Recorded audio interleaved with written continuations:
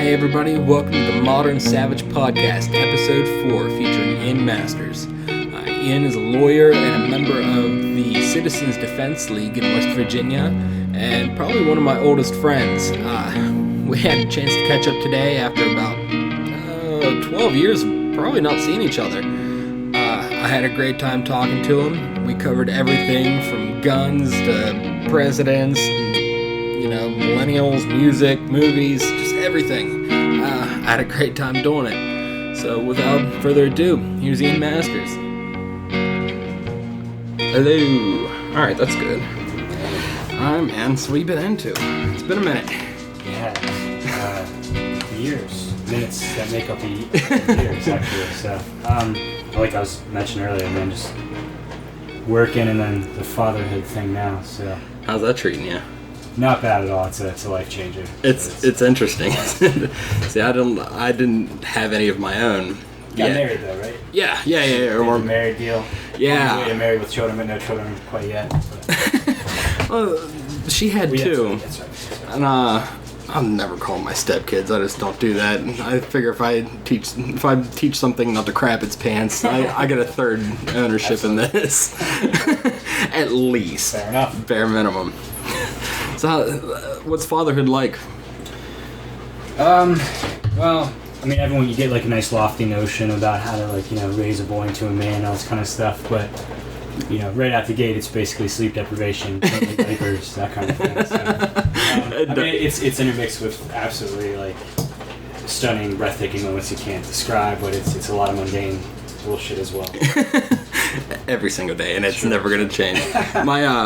My friend at work just had a baby, and I told him, from just having two boys, just take everything you love, and I want you to put it in a pile in the middle of the room. I want you to smear a booger on it and then break it. Because that's my best advice. That's where we're headed. I've still got just a rapid crawler, just getting ready to walk, but once he can walk, it's going to be a lot more hectic. The messed up thing is, it's totally worth it. Sure. I would not change it for the world. I have a Stratocaster I didn't take out of the case for 2 years. Yeah. And I'll show you that thing later. It's just totally worth it. So you still playing music at all? A little bit. Mostly sort of the practical stuff, just with the acoustic every so often, but not as much as I really should be. So I'm hopping back into it myself. Yeah, excellent. Yeah, I mean, I'm doing this thing every once in a while. I consider myself in retirement. This is my thing now. I'm too old to play rock star. Sure. And but this transcends age. Yeah, this medium's coming of age too. So it's a beautiful spot in the middle of the renaissance of podcasts taking off. And in an age where everybody's sort of not even using English and speaking text message slang and everything else, having an actual good in-depth conversation with a human being is sort of a valued thing. And that was my goal with this. Sure. I wanted to have conversations with people that I find interesting, that have something to say. You know what I mean? And I was looking forward to talking with you. One of the most of all, man. I've been known to have things to say every single time. I've been kicking this idea around for a year. It just came to the point where it's time to be about it and quit talking about it. Right. And you are on top on that list of people I would like to talk to, because you have similar interests. Right. And a lot of the same opinions. Right. And I'm sure we'll talk about the gun thing here in a little while, because it's on the list. But the pad's for if we're talking and you have an idea and don't want to forget about it. I'm doing my lawyer thing now. If I'm hovering over a pad, I'm grabbing a pen. I'm looking apprehensive, but I'm not. I'm relaxed. We're good to go. It's something triggered in your head right there. I saw it, man. You're ready. Muscle memory. Oh man, so where we go next? I saw the letter you penned to Governor Manchin. Yes, our senator now over in West Virginia. Senator. Yeah, he's our governor back when you were West Virginian. But, I skipped town. He's a senator now. Yeah, it's the West Virginian story for a young man, is to leave and see if you can escape when it sucks you back in. I was born in Ohio, man. I came back to the motherland. Nice. Yeah, so my son, it's weird because I'm pretty much an Appalachian nationalist or someone who really loves the state of West Virginia, but my son's born in Ohio too, so it's going to be... But I was born in Germany, for God's sake. Oh, that's right, you were, weren't you? I remember you telling me about that. Your heart finds a home eventually. It doesn't necessarily matter where you were born, but... Nah. Yeah, Mitch and I I guess that turns a little to the gun thing too. They're not fond of one another. We can transfer into it. I seen you saying something about the due process that he was negating. What exactly was he doing? Yeah, so the sad thing about any of this conversation is the fact that, like, due process as a concept, and we'll talk a little bit about it, but it used to be something that, like, years ago, like, any kid in grade school could maybe explain to you this thought of, like, Western civilization, we have due process, you're innocent until proven guilty, or if you have a court system for a redress of grievances, like these basic principles. But now, and here maybe I'm not government schools, but now I had to go all the way to law school to sort of really learn what due process was. And it is kind of that in a nutshell, this idea that while we're having this conversation, if we happen to say, an errant insult to Barack Obama, like the door doesn't get kicked down and we get dragged away and taken to someplace, held without trial and just locked up. Yes. Right? We have due process that, in fact, if the door got kicked down, hopefully we're charged with something. Hopefully we get a day in court and we get a chance to sort of redress any grievance we had.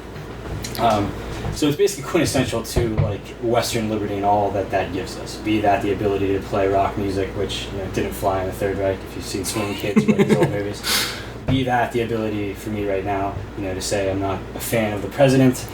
Be that any horrible thing we might do.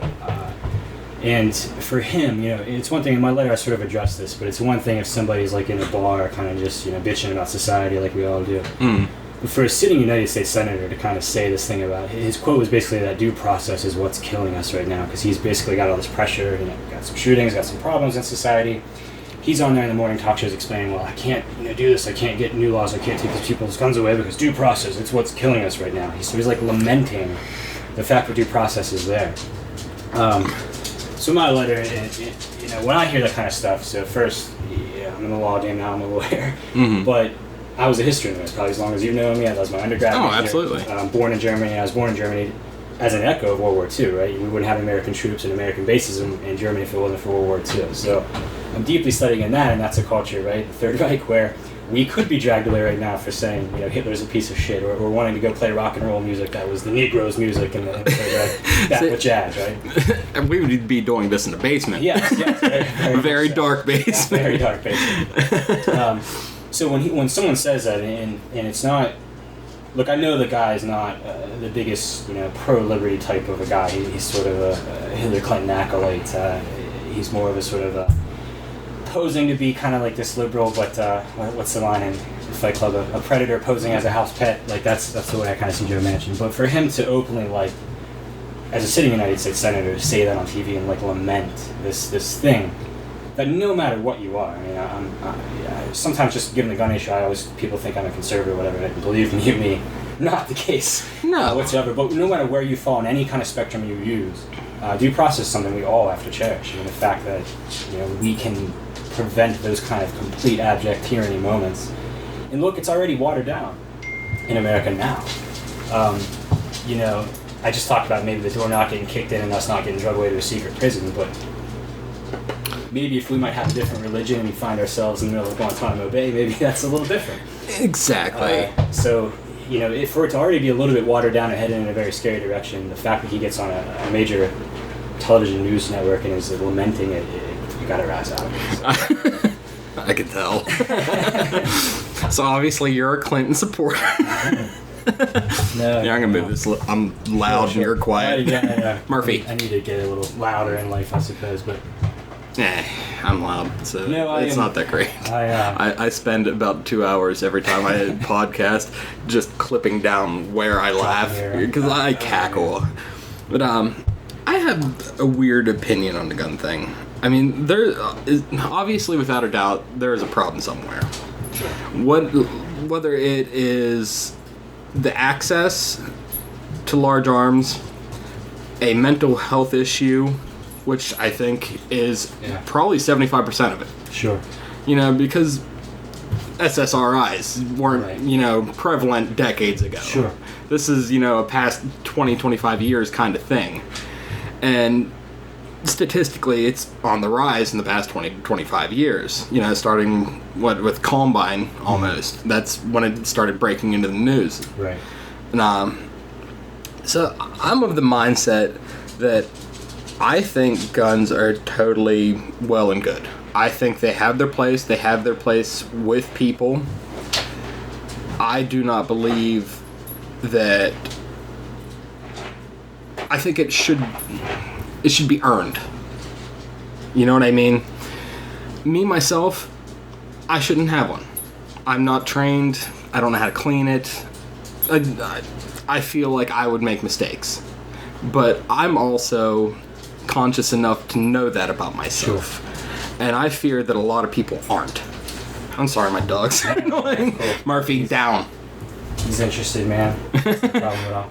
And that's not even necessarily an unfair opinion that's going to get a rise out of any. You know, I do a lot of firearms activism, and with West Virginia Citizens Defense League. I'm a board member of theirs now as well.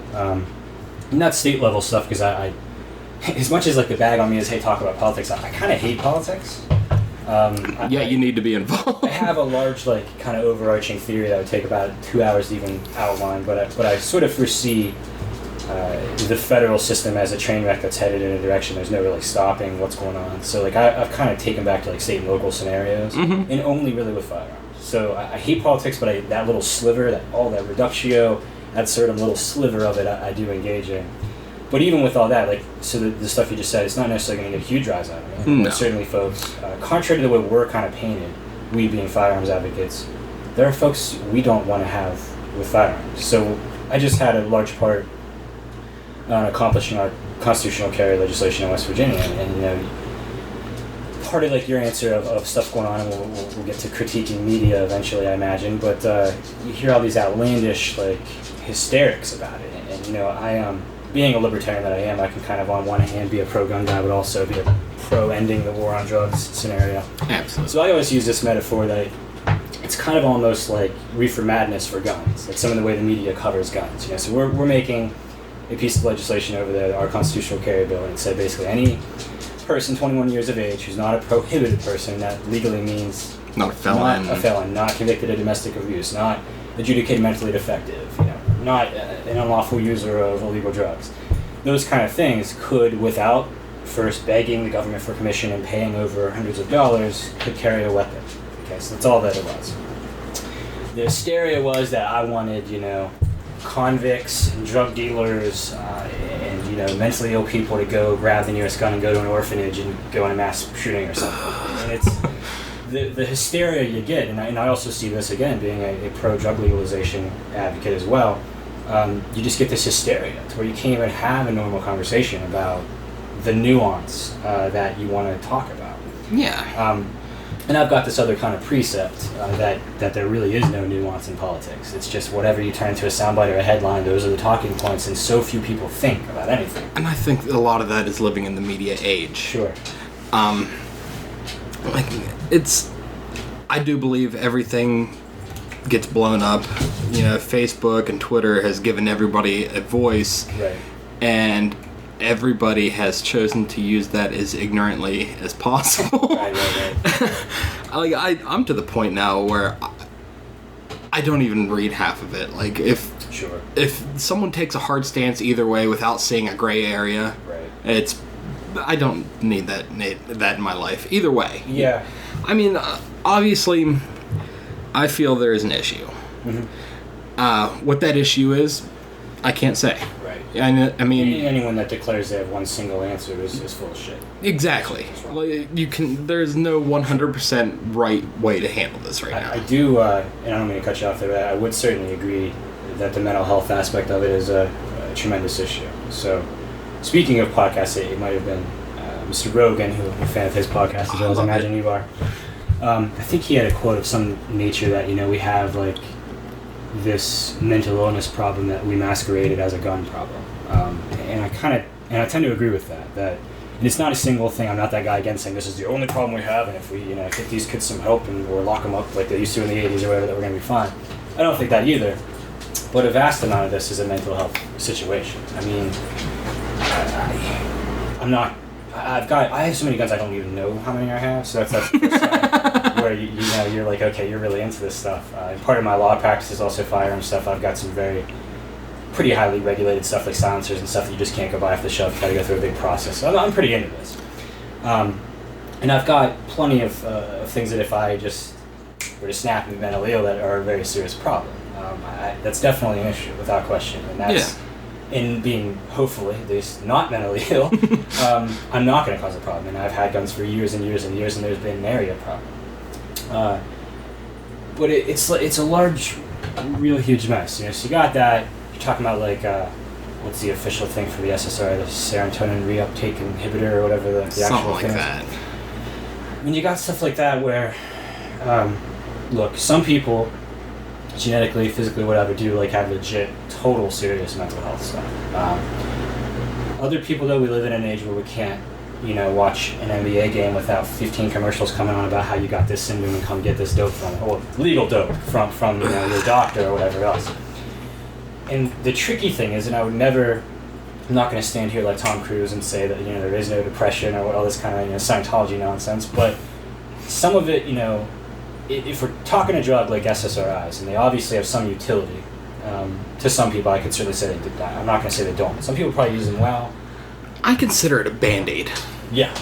I consider it an aid to help you get through until you yourself learn how to cope. Sure. And I think that's how they should be used. Yeah. And so, I think a major problem is that it's not used like that. And I agree with you there too, because I've got not a major by any sorts or anything else like that, but my minor and so a lot of my self-study stuff is in psychology, and I do think that chemicals aren't necessarily the solution one direction or the other. There's a lot of untangling that people have to do in modern society, like by psychotherapy or talking or whatever else it is. But I think where I was headed with that is with the SSRIs. I'm sure they work wonders for certain people. But the problem is that I'm not necessarily sure we should be kind of mass handing out these things to where there's like a percentage of like, these nonsense studies, like 30 to 40% of people are walking around on them. And the problem is, like, you look some of the side effects that potentially are there. I mean, we've got suicidal ideation. We've got, you know, a lot of these shooters that are on this kind of stuff. They have an antidepressant to help boost your antidepressant, man. Yeah. That's an issue. Yeah, it's rough. Like, my wife is on them. Like, she takes Lexapro. She needs it. Sure. Sid. No, I'm not worried about him, man. I'm good. She's annoying, man.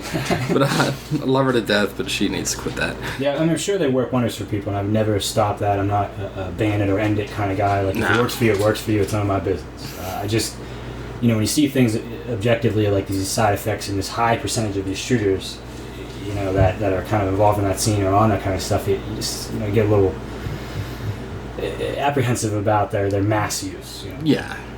Oh, totally. And what do you think about the Muslim hate that is getting tied into these mass shootings? Yeah. Because how many mass shootings a week are there now?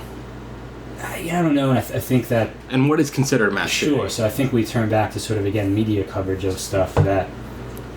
in some of the things I deal with in firearms advocacy, like we see these memes that are trotted out about how, you know, there's 6,000 mass shootings a month or some nonsense. You know, and you look at them, and they're including, like, gangland shit. They're including, you know, all kinds of stuff that's not a quintessential, like, Columbine or Virginia Tech type of scenario. Someone walking to a school or a mall. Obviously, too many, you know.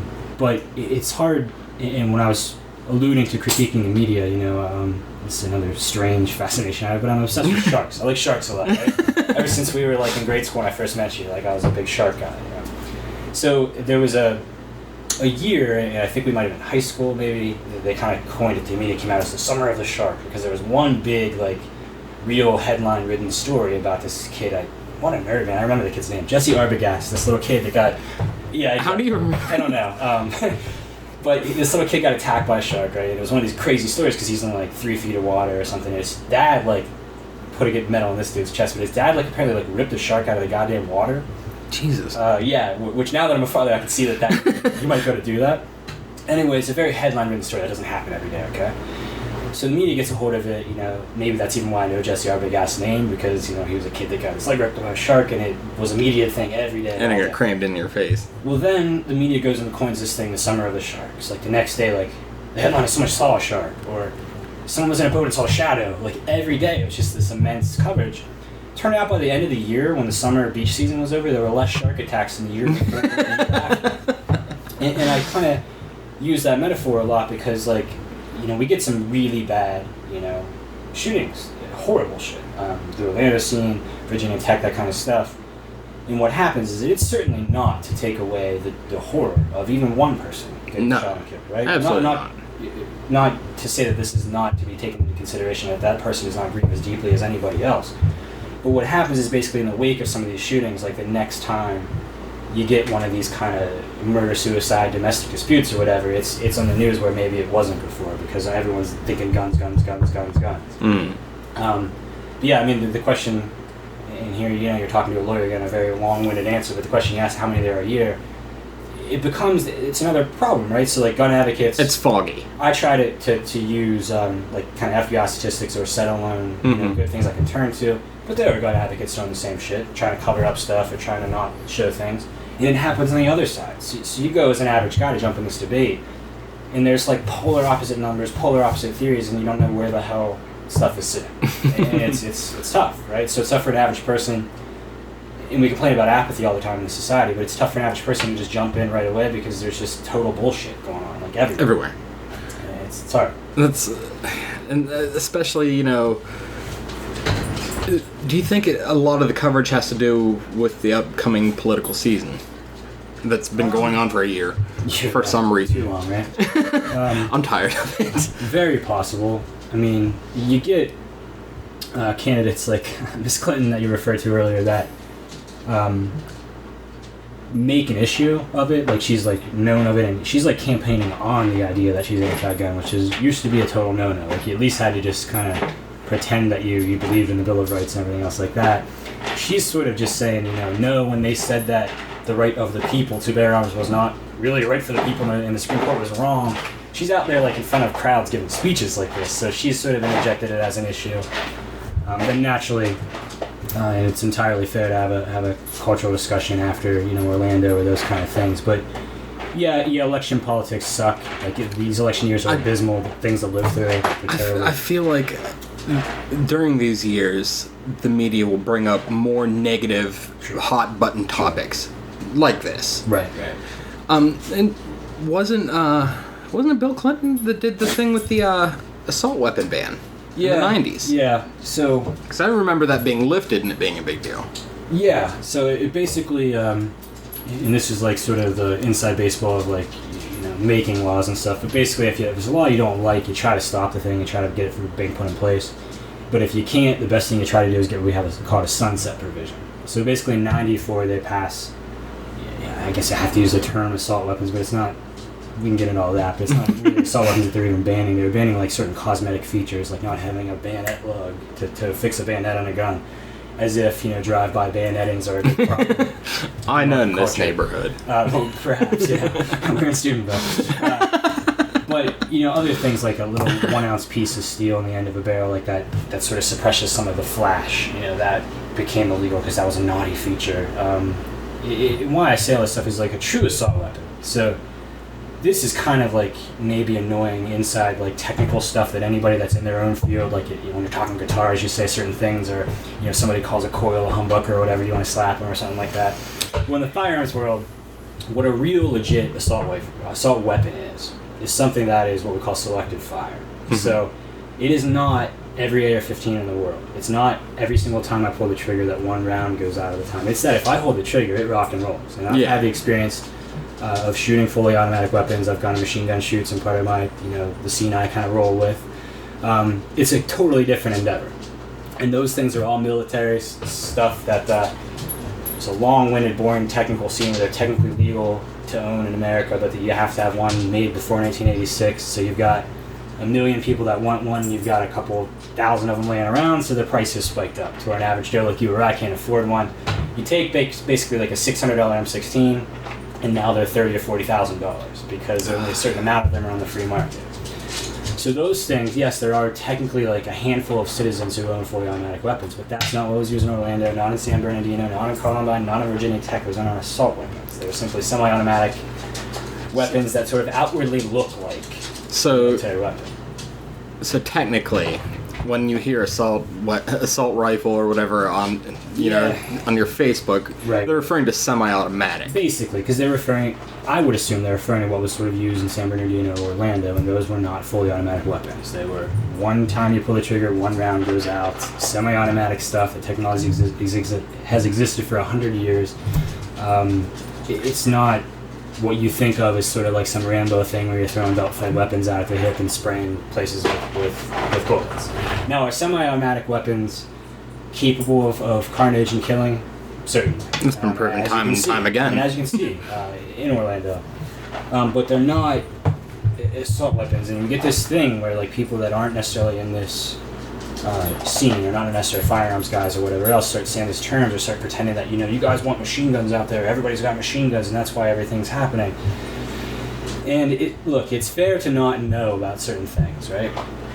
Socrates, knowledge is knowing how little we know. So, like, it's fair to not, I don't know everything, you don't know everything, right? Absolutely not. That's why I started a podcast. For fuck's sake, don't espouse on the things you don't know. So, like, I'm not going to sit here and talk about, like, women's reproduction and stuff like that, and I'm not going to ban shit, I'm not going to draft legislation on women's reproduction, because I don't know what the fuck's going on with women's reproduction. And it's none of our business. Exactly. And I kind of, And there's too many people anyway. maybe not, I don't know. I feel like there's too many people. It's a whole different discussion, because I'm the demographics, and on top of everything. I'll talk about all that in a minute, but... so, for instance, the Clinton ban, you're banning stuff like that. So you're banning like a certain type of grip on a firearm. Mm-hmm. Instead of holding it a certain way, you have to hold it a different way. They banned a certain grip. So the guns were available. Right. So Columbine happened under that ban. Yeah, Columbine was 99. It happened under the Clinton gun ban. Right? Yeah, because the ban didn't end until 2004. Yes. So they put a sunset provision in the 94 legislation that in 2004 they had to re-up it, and by that time they were like, nah, we're not going to re-up it. We're over it. So, why was it put into effect in the first place? It was kind of, we were young bucks in 1994, but it was kind of, from my understanding, not really in reaction to any specific shooting. It was one of these kind of election year feel-good on tough on crime situations. And it was total nonsense, so we've talked about these mass shootings, or what we're going to just kind of deem as mass shootings, like feeling at least like they're much more prevalent, or that they're happening more. And it does feel that way. But on the flip side of it, that I think Rick's kind of talked about this in his podcast, like murder and serious crime is all kind of plummeting at the same time. Like you're less likely to be killed in a violent death now than any other time in human civilization. It's true. So it's such a strange thing where it's like we're getting better maybe as like a culture of not killing each other and like having huge violent crime, but when we do have individual crimes that go on, they're pretty damn severe. Yeah, I would agree with that. And how you stop that? Yeah, I'd be a millionaire and I'd probably be president if I knew the exact answer to that. I'm not sure, but I do think we have a pretty serious mental illness scene in this country, unfortunately. It's something that's... So you get conservatives, or even like libertarian small government type people like me, and even I'll say that maybe if we're gonna fund things, right? And I wish I lived in a dream world where the government wasn't taking most of my check and using it to put black people in prison for having a plant in their pocket, or using it to blow up little children that are brown in the Middle East. I wish I lived in a world where that didn't happen. By remote control. Right, exactly. Where this president that's supposed to be so living and lovable has a secret kill list, and we have like political prisons. I just saw this TED talk. Do you really feel like he has a kill list? No, he has a secret kill list. He's like bragged about it before. And they've drone bombed U.S. citizens before overseas. Jesus. Now they're Muslim U.S. citizens, so of course certain people wouldn't count them as U.S. citizens, but Anwar al-Awlaki, his son, I think he was like a 16-year-old kid, and he's hanging out in Yemen or Pakistan or one of these places, and a U.S. drone goes over top, blows this American citizen kid up, because his dad was on a secret kill list. And nobody, we talk about due process, nobody convicted the guy, nobody charged him with a crime, no one did anything, they just kind of dropped a bomb on his head. So... we've got a screwy world we live in altogether. So. Do you really feel like the president is in charge of anything? Yeah, that's an even better question. So I think maybe. I think are you a Bill Hicks guy too? I like Bill Hicks. Yeah, he's a hero of mine. So Bill Hicks. I listened to Arizona Bay this morning actually. Outstanding. So Bill Hicks had the whole the puppet on the left and the puppet on the right, and hey, it's just one guy holding both puppets. And Bill Hicks had a better joke too about the Zapruder film being the film where Kennedy gets his head blown off. He said that basically, as soon as you get elected, you get brought back into some smoke-filled room with all these industrialists and scumbags back there, and they drop sort of a projector that falls down, and you see a new film of the Zapruder, tape of the Kennedy assassination from a whole new angle, which probably looks like it's from the grassy knoll. And they play the tape, and then it's over, and they turn to you and say, "Got any questions?" And the president's question is, "Just what my agenda is. What am I going to do?" I like when I listened to that this morning. As a matter of fact, it was on there, and I like when he's talking about visiting that museum. Yeah. he's like, and it was set up just like the day that he assassinated President Clinton. He's like, and it was because he wasn't there. Painstaking accuracy. I think you just did it too. You said Clinton instead of Kennedy. We're talking. Talking Clintons, but sorry. Where I was heading rambling, right? So I wish I didn't live in a country where that was going on. I wish I did live in a country where we had prohibitionists running all over the place, banning plants and that kind of stuff. Yeah, that's retarded. However, I'm also taking back the right to say retarded. Okay, I understand that too. This is the kind of year to sort of push back slightly on this whole hyper political correctness kind of situation. Listen, retarded means underdeveloped. Right. And I'm going to use it as such. Right. So where I was headed, now finally we'll put this thought to bed, but and then we'll Trump. Where I'm headed is if I do live in that society where people are taking, by threat of violence, half of my paycheck away, I at least want some of that damn money to be spent not on this crony capitalist shit or not on the industrial complexes of the drug war or the military. I'd like it to maybe be spent on some of these people that do have mental health problems. Yes. And this is coming from me. The most hardcore libertarian you might have ever had a conversation with, a philosophical anarchist, actually. I think all human interaction should be voluntary. I actually don't want the state as a system of government to exist anymore. Or even coming from me, if I live in a society where this coming Friday the government takes half of my work and my paycheck away, I at least would want some of that to go to some of these folks that do have problems with mental health. Absolutely. And I think, who disagrees with that is what I'm getting. I don't understand. A lot of people, because it falls under the category of socialism when you think about it like that. And when people hear that word, they become triggered. Sure. I hate that word. Sure. Right. And as soon as they hear it, they shut off. Right. And I'm of the mindset that we should be about we and not me so much. And I think everybody would benefit a little bit more if they would compromise on that. It's possible. Especially as far as healthcare. And the critique or the nuance, and here I just said there's no nuance in politics, but the critique might be that I kind of am okay with that on an individual level. So that's such a strange thing to think about the collective, but on an individual level. That I'm fine, or you or I, as individual sovereign human beings, to say, like, look, care about my neighborhood, care about my people, care about my city, my state, my country. But when it becomes the government is doing the thinking for we on our behalf, again, when it means that it's going to have guns behind it or the force of law, which every law, technically behind it somewhere, there's a gun getting ready to enforce that law, and a concrete cage somewhere to enforce it too.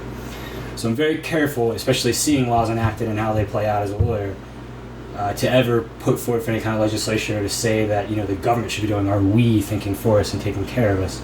But as an individual human being, look, I'm a very individual guy. I'm a libertarian kind of person, pro-liberty for every person until it interacts with somebody else or infringes on their liberty. But I think in a we way a lot, especially as a father or especially as a person in a family or having good friends, or a guy that really does feel this kind of connection to West Virginia or Appalachia as a whole. I mean, I think as a we, but it's when somebody who has all the guns, like the government does, with the cages and the NSA spying and all this kind of stuff, that they tell me what we is, where I start to have a problem. Yeah, and I agree with that. But as far as like, dude, you know what? I don't have the answer.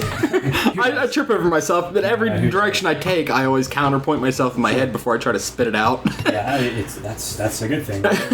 You're not thinking that you're some prophet that has everything right with no nuance. I mean, there's tricks to all this, right? And like, it's my ever expanding thirst for knowledge. Sure. And about everything. Absolutely. And I don't know, man. I don't have the answer any more than anyone else. But you listen to Rogan's podcast. And I think he brought up a valid point about not having a president anymore. Yeah, absolutely. More like a council. I would love it. And it is the computer age. You know, voting was for a time when we couldn't instantly all input something. Right. So I guess however long it was ago, I said that I couldn't really. It'd take me a day or so to like really get in depth of all my kind of beliefs and my sort of governing of myself and my political beliefs. But basically, if I were to boil them all down to a standing order, and I'll make it even sound biblical almost, but it would be go forth and decentralize. Everything to me should be dragged as close as it possibly can to function back down to the individual level, the community level, as opposed to the central government somewhere in DC or, this nonsense with the EU, like people in Brussels telling people in London what they're going to do, and this whole scene. Everything to me needs to be busted back down to the individual level, as close to regional as you can kind of get. Because we can't control these people. Libertarians, we call DC the district of criminals. We can't control the people that are doing that kind of shit. We can't stand up to like the $1 billion Monsanto is going to dump in the next day or so-and-so. Yeah. We can't control that. But if I'm here in this little neighborhood or on Jennings Avenue, Jeanette Avenue, right? If I'm here and say we had a localized system of governance about, what we were going to do or how trade was going to operate or who was going to do the security and all this kind of stuff, if somebody starts to go haywire and starts, passing insane laws or saying, no, we're going to take 80% of your paycheck so that we can, shovel snow or whatever else it is, like, everybody's going to gather around and be like, who the fuck are you and who made you the leader and why are we going to listen to you? Exactly. And you'd have some control. You could look the guy in the eye and say, fuck you, I'm not going to pay you 80% of my paycheck to shovel snow.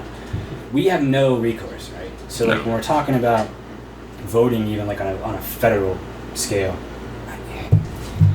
federal politics to me, that's why I avoid it, is not going it. It's on a path, and you might slightly bump it a little bit to the left or the right, but it's headed a certain direction, regardless, right? Always. And there's nothing there. To me, it's sort of an illusion that makes people feel better to pretend as if you have some input to it. So you go to the voting booth and you say, look, and you go, well, I lost. The majority of my countrymen voted for this, so they get to do it, and that's where the government gets its legitimacy and everything else like that. See, I think the decision's already made, regardless. So, truth be told, even if that was true, still I think the majority of the population doesn't vote. So no president has ever won the majority of the population before in the United States of America. My dad doesn't vote. Yeah. He's like, I don't like either of these people. See, you fellas, maybe I'll shift to your election scene here. Because as much as I hate federal politics, I at least usually have opinions about them. But see, you folks that are here in Ohio, like, have a little bit more pressure to jump in the scene because you're a swing state. See, in West Virginia, and I've been a pretty serious libertarian for a long time. I'm registered as an independent. So that whole registering as an independent or a Democrat. It's screwy too. It really is screwy. But I register independent just because I certainly hate both parties. And I think most people were that way. And that's two parties is dumb too. Sure. Like, why? Yeah. Were they? Yes. Were they just the two that had the most money and everyone decided, all right, this is just it? Yeah. I mean, Americans are always good at doing that, though. It's getting it down to just these two choices, and God forbid you meet in the middle. Right. Or God forbid you think outside of the box, as you're probably well aware of the friction you run into and the slack jawed people you run into where you're trying to tell them something outside of the normal talking points. But anyways, where I was headed with that, and I know I'm in a good conversation when I'm talking to somebody that always drags us awry and we're going one way and the other and we never finish a thought. Let me try to. Where I was headed with that is, like, you folks in Ohio, like, I have the luxury, I've been a libertarian for a long time, I have the luxury that West Virginia, and this is again a gun issue. West Virginia used to always be a very democratic state. It was the bluest state in the country for a long time. For fuck's sake, West Virginia was one of the only states I think Reagan lost one time. The whole map was red and it was just West Virginia that was blue. Because we were extremely pro-union. The state is what bled and died to get unions, right? So did they just do away with that too, didn't they? Yeah, there's some nuance to, like, some of that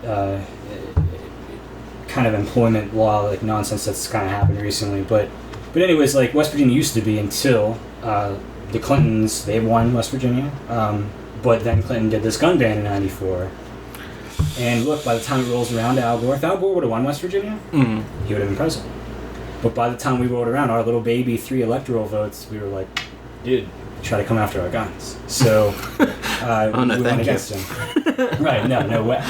So basically that gives, for all it's worth, George W. Bush, the presidency against Al Gore, but also has left this state I say this state as a West Virginian, but has left West Virginia as a very red state now. So where I'm getting at is I have the luxury that I don't have to worry about voting third party anyways, because West Virginia is going to go for Trump by like 20 points.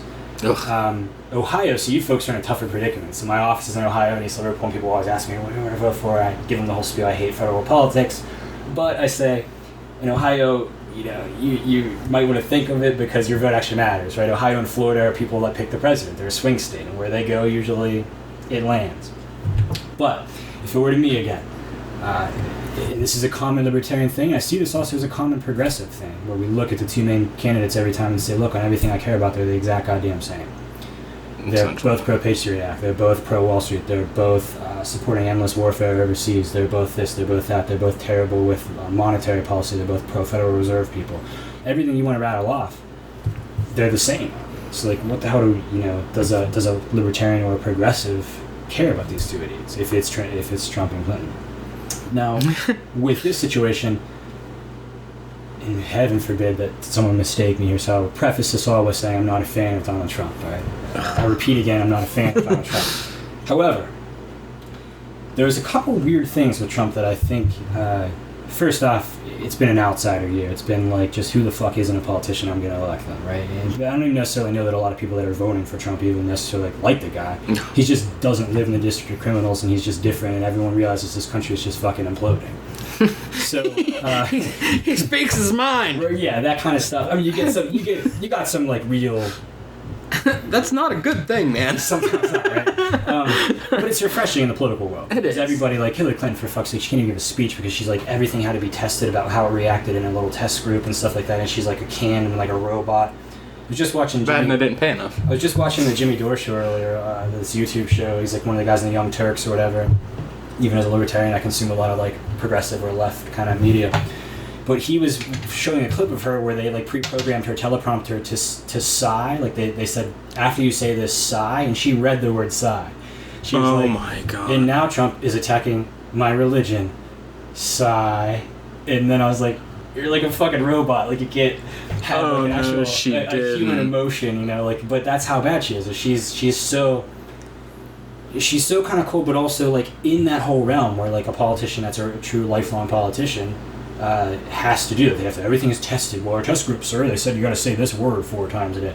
So she doesn't speak from the cuffs. There's a little bit of a refreshing thing, even though sometimes it's a little crazy what Trump does. There is a refreshing thing going on there. But where I started with, again, for a third time that I'm not a fan of Donald Trump, some of the things that he's doing, and again, when you see the Republican Party like really worked up and pissed off about him, like that was again refreshing. It's like, yes, the old school GOP hates him so bad and they're fighting him and they're saying they're going to take the nomination away and they're like bashing him all the time. First off, you're like, okay, if an entrenched political party doesn't like him, maybe it's just for chaos, enough to maybe that you like the guy. But there are a couple interesting things that he's departed from with a normal run-of-the-mill GOP candidate. And when I say that, I think Hillary Clinton kind of is that candidate. I think she's sort of a pro-Iraq war. She's pro, drone bombs, pro this, pro that, pro, Wall Street bailouts kind of thing, getting millions of dollars from Goldman Sachs to give speeches. But Trump has these weird statements where he's like, oh, I'm not going to instantly just defend Israel without looking twice. Like, I'm going to make a new deal. Like, we'll just sit them all down, and then I'm going to come in the same feeling about Israel as I do with Palestine. Everyone's like, holy shit, you had the balls to say that? At a Republican debate, like, they're going to, like, crush you with Bibles. They're just going to start throwing them out of the stands and you're going to hit you in the face. Which I guess him and his Muslim brothers. Yeah. But for him to even say that, hey, I think the Iraq war was bullshit, it was a failure, to a group of Republicans that are, like, still probably have, like, photos of George Bush on their walls, it was ballsy and like an interesting thing. And in heaven, help us if we could actually get somebody that would stop. Like, we only want to have 4 wars at once instead of 6. We're bombing like 13 countries with drones. Jesus, man, I don't. And I hate. So let me back up because I hate saying the word "we" there. People say we are doing this, or we are in Iraq, or we are that. It's true. Certain American citizens are. There's certain boots in the ground, and unfortunately, there are a lot of times from Appalachia, from the Rust Belt, young poor kids from Texas, or people that can't go to the mill anymore to get a job. It swallows a lot of our people up. That we got to go do this. As I said, we again as like local people. But as far as saying like we are bombing that kind of stuff, like I hate saying that because like what the federal government does has no reflection of what I believe in or what I would or wouldn't do. So I hate even saying the word we. Like a lot of time I'll even say like, oh, the USA does this or the federal government does this, and people look at me weird. But I don't like this. Like we should get out of Iraq or we went to Iraq. You or I were never consulted. No. Those kids that were there, I say kids, these 20-year-old kids or whatever else, because now we're old men. You turned 30 yet? Oh, yeah. Yeah, okay. So, I had a big existential crisis about it. Likewise. So now when we're in our 30s, we can call it the 20-year-olds kids and stuff like that. But, none of them were consulted. Like some of them now, for fuck's sake, are probably, like, it's going to come to a time soon where some of them were born after 9/11, in a couple years.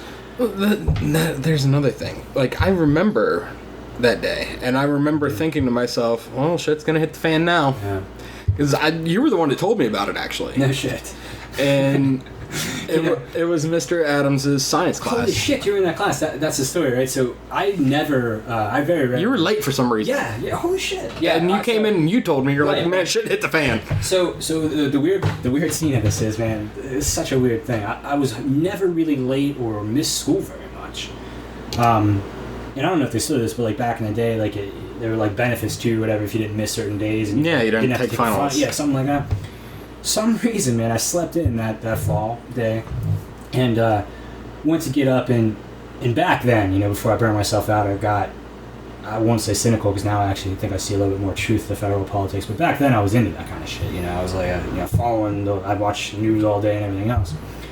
So like I turned like the news on and there's like smoke pouring out of this building and then like this woman reporting, and all of a sudden they're like saying, no, we gotta report that a second jet hit, and I'm like looking at the other parts of the sky where they're crystal clear, and I'm like, that doesn't seem right, or that could happen. And so all these other reports, so then I'm late, and I had like a step grandfather, somebody driving me to school. I'm listening to like back when Howard Stern was on the X, right? The morning show. So I'm listening to like Howard Stern, like Selector Cover. They're in New York City, so they're trying to figure out what's going on. So I show up and I walk into Mr. Adam, his class, science class, and I'm like, hey, there's like planes flying into buildings and shit in New York City. I don't know what's going on, but like something's happening. And I don't even know that I necessarily put the word terrorism to it. Now we're so soaked in that, but I don't know that I said that. I was just like, look, something crazy is going on. I remember your exact words. You said shit is hitting the fan. But that's so crazy because I've retold this story. People ask me, like, I have a younger stepbrother, hey, what were we doing on 9/11? And that day, for some reason, the only day I even remember being late in high school, but it was that day. And I kind of came in and was like saying stuff like, hey, something's going on. That's one of the few days I remember from high school. Yeah, like in general. Of course. And then I have a horrible reason why I'm going to hell story. Like later, like a month later, I have a new memory. And hopefully, people will understand that was curiosity, okay?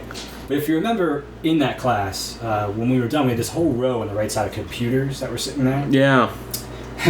And one of them had Flight Simulator on it. Jesus God. Well, I got on a Flight Simulator. This is like October, maybe, like, a month fresh of the wounds of 9/11. And I get this moment where I like look over, make sure no one's watching. I was like, well, I wonder, cause, if you can fly like this simulated plane into the Trade Center, And I looked over, and it was more like, I think, at least in retrospect, and I've had 15 years to cover this story up now. Yeah. I think in retrospect, I was thinking, well, how do these guys train to do this or whatever else? Do they use a flight simulator? Exactly. So I can't remember who it was. And you've got a damn good memory of the day, but I did it. I flew into the Trade Center, and the screen turns red and says you fail or whatever else. Well, no shit. Yeah, exactly. And someone looked over and saw what I did and figured it out, and got fucking furious. I thought I was gonna get into a fist fight.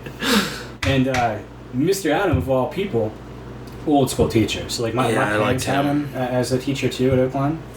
And one thing, man, if you were in that class, you probably recall this shit.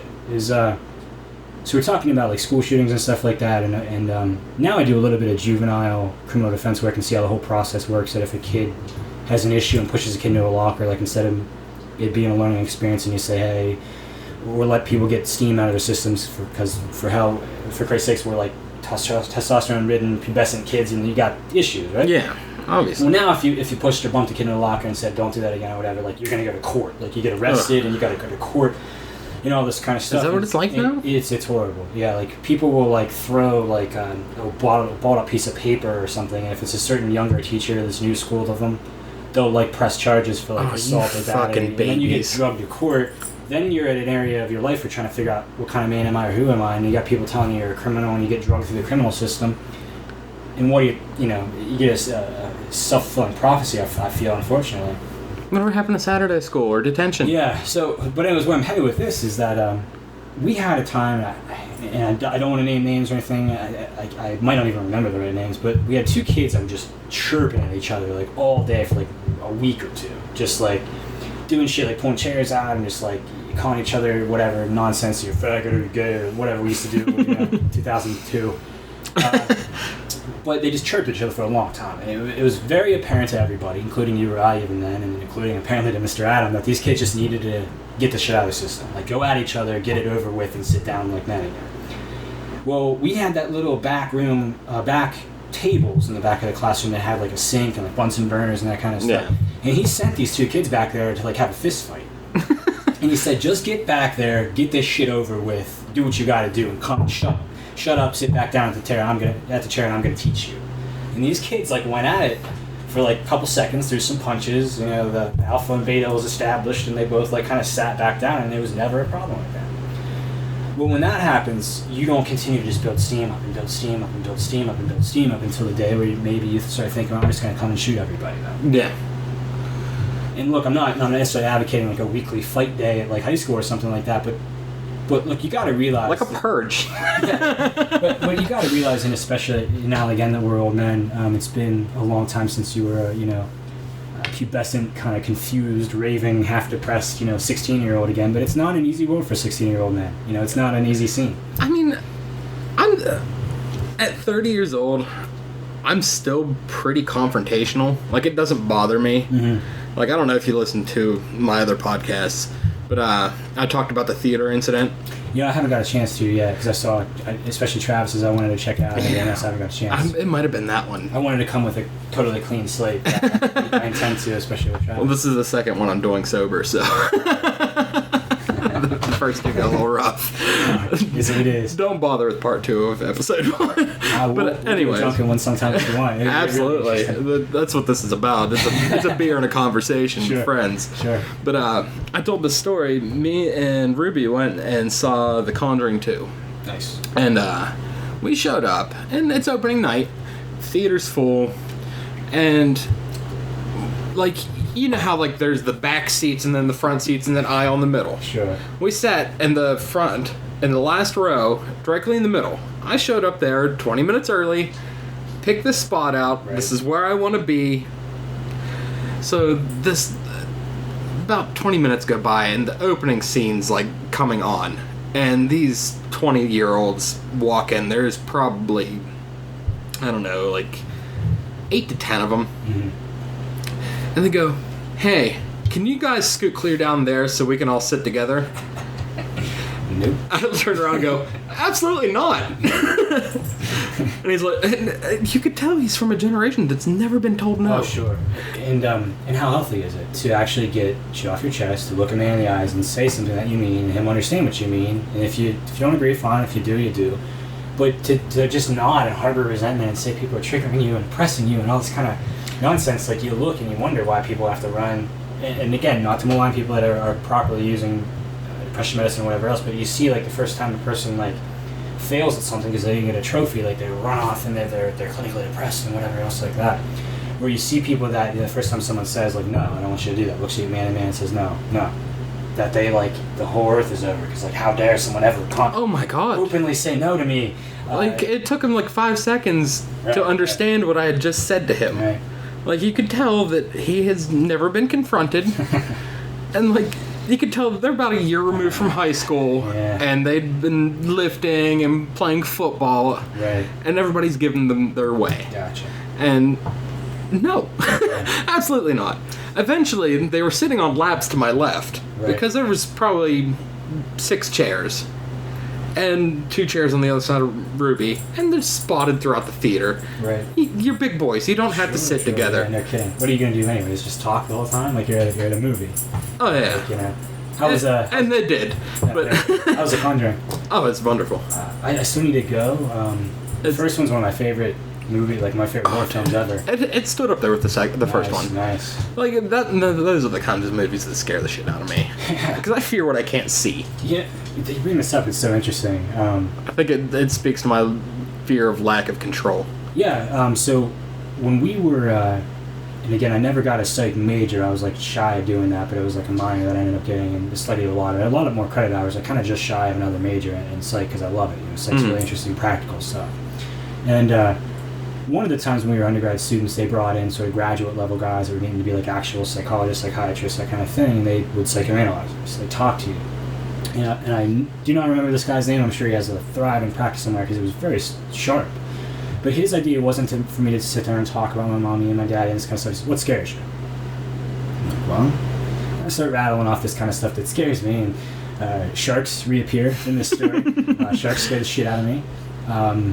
The ocean scares the fuck out of me. And demons scare the shit out of me. Like, those are really the only 3 things I kind of have a fear of. And we started to go on more, and then he started asking me these weird questions about kind of the way I kind of poking at like sort of how confident you were with yourself, like you know in public, or how you defend yourself, or what kind of stuff you're into. I remember asking me questions if I did like mixed martial arts and that kind of stuff, which I don't, you know. But then he found out, you know, that I'm a firearms enthusiast. I've done a lot of training with that and did competition with that and that kind of stuff. And so he circled all the way back around, and he's like, you know, the only things you're afraid of are things you can't shoot. And I was like, huh, yeah, I guess you're right. Like, yeah, like a demon's not going to give a shit. Yeah, I guess you can shoot the ocean, but it doesn't really matter. No. The shark's totally not going to give a shit of that, except for in Jaws. You know, you got to get an M1 Garand and put an oxygen tank in it. Yeah, it's a very specific way you blow up a shark. Yeah, that's not a practical way. So your fears, I think, where I'm headed with that is an interesting way to kind of psychoanalyze yourself. But you can tell a lot about your fears, about like sort of what your own sort of even background is personally, you know, stuff like that. So yeah, control would be maybe one of them, to where like in a realm, like in a spiritual realm, like you're not really as a flesh and blood kind of character very much in control of what the spiritual world's doing. Yeah. So I certainly understand. And it's a weird stance to take because I'm also an atheist. Right. So I contradict myself a lot. Like, no, it's I have this immense fear in the paranormal. Right. But I also don't have a god. What? Well, there could be a distinction too between like not having a god, or maybe even not even necessarily believing in a deity of any type, and still maybe not necessarily being an atheist. So like, technically, like, I like to back up. Let's call it agnostic. Sure. I'll call it I'm not sure. Very doubtful. I don't want to take a stand. Well, of course. Yeah, I mean that's a fair. I don't know. That's a fair way to be. So it's weird enough that I was thinking this might turn your religion in some way, but I was thinking about sort of the way I would even self-describe, because I'm a weird character to where one of these guys that actually like has read, you know, all the Gospels and studied Christianity interestingly, and I'm a huge fan of like Christ himself. It's the Christians I don't really care. And I think there was a Gandhi quote like that. I like your Christ, but I don't like your Christians. And I think that's what turned me off of it as a child, because I've always been this way. Sure. Like, yeah, you're right. For a long time, and it is the church, of course, that we have huge complaints about, and it is this nonsense where most Christians have never read the Gospels before. So my favorite thing, and this circles back around to the libertarian scene again, and I've been excited. I think we've chatted a little bit about Bernie Sanders before. You know, feeling the burn. I respect the guy. I'm even kind of excited and like that he's gotten the showing he has and the following. That's over now, right? Basically, but I guess we're libertarians and sort of progressives. Kind of, we have on our Venn diagram we have a big overlap. You know, like we're both socially liberal. We both, you know, live and let live kind of people, and we don't want the government involved giving you like marriage licenses and saying you can't marry a person of a different race, or gays can't marry. We were all fine with that kind of stuff. We're both, generally speaking, like ending the drug war. We're both hoping to not blow up people with drones for fun all day, every day. We have a large overlap. The parts where I kind of stray from Sanders are kind of some of the fiscally the political solutions, sort of like to me. And again, this isn't evident in Milan. I think they've done an excellent job. They have an incredible showing against a DNC that's totally its own warmongering, anti-privacy, pro-Clinton party. They did an incredible job. Where I kind of part ways with Sanders is like every diagnosis the guy's made, basically, hey, yeah, that's right, that's what's wrong with the country. Mm-hmm. Then he puts on the doctor mode and says, here's the treatment, and he's saying, well, let's make the government bigger. And I go, but all the stuff you're complaining about is because the government is this big. But it was where I was headed with that is like, you know, I was actually I fully forget the full circle I'm traveling in, but hopefully it comes back to me. But where I was starting with that is like I was in the Ron Paul revolution as well, and it's very similar except one knock I'll give to Sanders that Ron Paul was completely true to the end. Like Sanders is out there now saying he's going to vote for Clinton. Ugh. So Ron Paul, like the GOP sort of like kind of came to me. He's like, "Fuck off! You know, you're not anti-war. You're not pro-privacy. You're not pro-gay rights. You're not pro-gun rights. You're not what I am. And I'm not going to just bow down to you just because you know Barack Obama's running against you." He's like, again, that theory where like you two, like Obama and Romney, are pretty damn close on the things that I care about. So I get out of here. I got my own young kids that are hip that are now reading Frederick Bastiat and all these like old school libertarian theories, and we're like all like now pouring through like these 400-year-old books on like economics and morality and everything. But where I was headed with this is that when we talk about the distinction between Christianity and the teachings of Christ versus Christians, Ron Paul's my example, okay? So back in, I guess it was the 2012, when this whole re-election had happened. Yeah. Ron Paul was running again. It was like the last kind of go-round we had. And they were at a Christian voting coalition debate in South Carolina. You know, at a military base, whatever it is, you know. But the people holding it is a Christian voting coalition. So, here are my Christians who have not read the Bible or listened to even the red words of the Bible that Christ himself said. They get to the foreign policy aspect, or they get to like your overarching theory, and Ron Paul says, you know, here we are, you know, at this coalition debate, and I'm going to say that, you know, my theory is relatively simple. I kind of operate by the golden rule that I wouldn't want to do unto others stuff I wouldn't want done to me. Mm-hmm. He got fucking booed by the Christian Voting Coalition for quoting Christ. Ugh. And you just stand there and like we're both in our older age kind of follically challenged individuals, but if I had a bunch of hair I would just rip crumple it out and throw it into the fucking ground because like I was like vibrating diffusing anger that he quotes Christ to them and they boo him.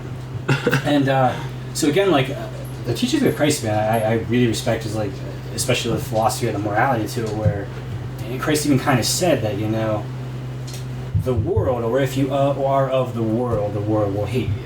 And that's kind of what was going on with Ron Paul. He was saying that, like, look, these people that are here are doing the shit. I mean, I just don't want to blow up little Muslim kids, you know, for no reason. Because, by the way, Iraq had nothing to fucking do with 9/11. Like, that was his kind of point. But that's the difference between our Christians and Christianity, or like the teachings of Christ, and that's a huge problem. But yeah, it's a mess. So floating out there in this pursuit of knowledge or looking at religion, I mean, getting back to like this thought of like maybe being atheist or not believing a set story, but also knowing there's spirituality in the world. I think most artists, and I'll kind of pose this question to you, but I think most artists, because we deal like, you know, in the ethereal, or like we're kind of like the muse that we always talk about, or like we're like kind of a conduit. We're pulling things out of the world and like bringing it into fruition, and like making like a bundle of emotions or feelings into something concrete or a song you could listen to or whatever else. Yeah. I think we are somewhat spiritual in that sense already. That you kind of realize there's more to the world than just. Yeah, and I totally agree with that. I mean, it definitely. Creating in that way definitely takes you to a different place, and I guess you could call it spirituality. And maybe that's a clumsy term for it. I always kind of felt it being something outside of the normal four walls of your kind of consciousness, or like what's described in science and books and that kind of stuff. It's something else that's kind of out there in a lot of ways. And like you'll hit like a thing. I'm sure you've written songs in your day the way I've written songs in my day, where like by the end of it, like you're kind of like, huh, now I see what this, like, that's what that means, or this is what this means. And when you were writing, you weren't like doing it very directly or like knowing what it was. It just kind of comes out and you got it there, and then you're hearing it like a month later after you record it, and you're like, shit, that's what that meant, or that's what this is, and wow, now I see what that is. See, I've run into like I'll play songs that I wrote, 5-6 years ago, and they have a totally different meaning for me now. Isn't that an awesome thing? Oh my god, it transcends. Like, I don't know, whether it be like a love song, it's like I don't associate that song with the person anymore. Right. Like if I play it, I associate it with my wife as of now. Mm-hmm. You know what I mean? Yeah. Even though it was written, you know, at a time when I was seeing someone else, Right. it no longer applies to them. And when I sing it now, I sing it with so much more passion, and I have like it's aimed at someone. You know what I mean? Right. Or even when I have a song that's about someone struggling with addiction and not knowing how to handle it. Right. Which there's a very easy way not to how to handle it. It's just, you know, here's an unpopular opinion. That's what it's all about. To stop doing something, what you gotta do is quit doing it. Yeah. Like, I wanted to quit smoking, so I just stopped smoking. Right. Like, I needed help. Sure. I wore the patch for a whole 6 days. And then I haven't touched a cigarette in 2 years. No kidding. Yeah, I just saw you post about that recently. That's a pretty good accomplishment. Like, yeah. Does it come to a point where you're kind of out of the woods, or is it a continual No. problem? No, dude, I sum up addiction in a very weird way. I think of it as the inability to differentiate between want and need. Sure. You know, this day, 2 years later, I would want a cigarette. Mm-hmm. Very much so. I don't need it. Yeah. It gets back to like the psychology aspect versus the physiological aspect. So the physiological is the cravings and like the needing and everything else, like physically. That part gets over relatively quickly. It's like that took about 2 weeks. Yeah, I chewed sunflower seeds to get over it. That's like relatively quickly that your body finally just gives up on the physiological. Mm-hmm. But the psychological is the more tough part, I think, at least from what I understand. Like I don't have any necessarily huge addictions that I'm kind of out there, but I have lots of clients in what I do that have heroin issues and other very serious addictions, and that's where it kind of seems to be more the psychological thing, where it was serving for something else. So like it was serving for, with these folks, and maybe you could psychoanalyze what your cigarettes were, but with these folks, like it's serving for, like they have no other type of escape or no other way to sort of accommodate problems in their lives or whatever else that they run to this. I think a lot of it is they're not able to deal with themselves. Mm-hmm. They're not able, the thought of feeling sad or feeling bad about themselves or feeling any kind of stress is too overwhelming. Right. And they know that heroin, for example, will numb that. Right. You don't have to think about it. Even. Yeah. You don't have to think about it for that amount of time. Right. And do you know who Dr. Carl Hart is? No. He is was a rehab specialist. I think he kind of got like blackballed or something for his opinions, and he said it's. I'm definitely checking out them. Those are the ones I like. He was on Rogan. It was really fantastic, cool. And he was talking about the coming down off of heroin, and he said it's on par with having a really bad flu for a week and then it's over, and then it's just up to you. Right. Like, because there is a physical addiction, and people don't want to have that. No one wants to have the fucking flu. Oh, yeah, sure. It's what a fucking hassle it must be, especially like heroin, like walking around with like a fixed box and cooking shit on the spoon and needles all the time. Listen, I'm of the mindset of if it comes out of the ground, it's probably okay. Yeah, sure. But like, if you have to do anything special to it, we're synthesizing stuff over flame in an alleyway, like if it involves anything under the sink, yeah, exactly. Or like, you know, if you need a beaker. Yeah. You need a chemistry set. Yeah. We're in trouble. Like, even like these kids doing like dabs or whatever it is now. Like, I had a friend explain it to me. I'm so odd. I don't even know. What's going on there. I've never partaken. Okay. What it is it's essentially a very concentrated THC. Oh, okay. Like, they're taking like normal marijuana. Right. And doing all kinds of weird Bunsen burner butane shit to it. Condensing it all down. Yeah. And making it like a really sticky, oily type thing, which you gotta think would ruin the regular thing for you. Yeah, because you can do that on a regular basis. Your tolerance is gonna be through the roof, and then when you don't have that, you're kind of screwed. I don't understand why people just can't be satisfied. Right. And I've this is an odd thing too. Puts me in another very small crowd, but I've actually never use marijuana yet. Would you when it becomes it becomes probably, legal?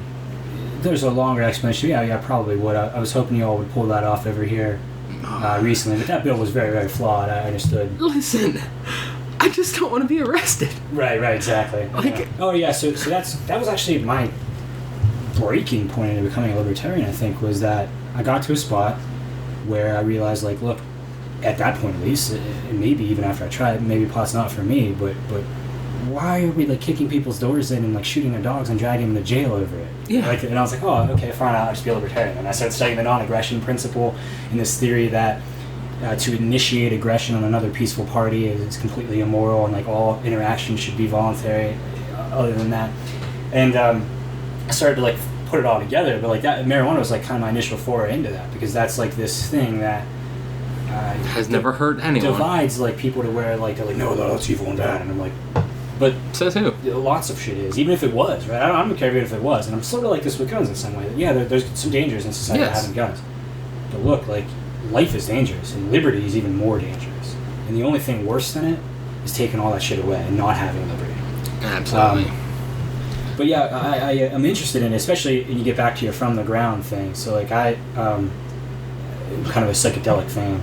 Absolutely. But when you're saying you're from the ground thing, or being afraid of chemistry sets, like I've never went to acid because I was always afraid. Like it's in certain scenes when I was playing with music and stuff, and I'm like, look, I failed chemistry. I got an F in chemistry in high school. I got a 4 scholarship of you, and I got an F in chemistry in high school. So I got a 3.0 one semester, and I had 3 A's and an F.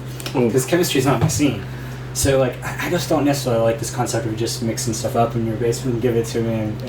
But LSD, because I am interested in it too. Sure, like I've never wanted to do like the cracks and the meths and the heroines and all that. Of course not, yeah. But I've always been intrigued with what's going on inside Absolutely. here, and psychonaut.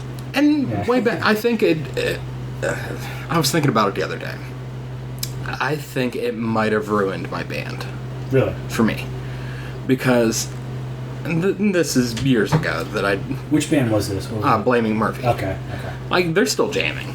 But I'm not a part of it anymore. I was writing songs, and this is back when I was partying, and I was writing fun songs about partying. You know what I mean? It's all about chasing women and drinking and, fun. Yeah. And then I started experimenting with LSD for maybe 2 or 3 times. Mm-hmm. Because I wanted to experience it. Sure. And you absolutely do find out things about yourself. Oh, no question. And even and it's such a weird thing. It's because it's oddly sobering. Yeah. Well, let me qualify when I keep saying yes, because I just described it didn't do acid, but I told you the from the ground situation. Yeah. So the psilocybin cubensis mushrooms are not unknown to me, I will say. So that's why I keep saying yes about certain... I'll tell you a story later about that. But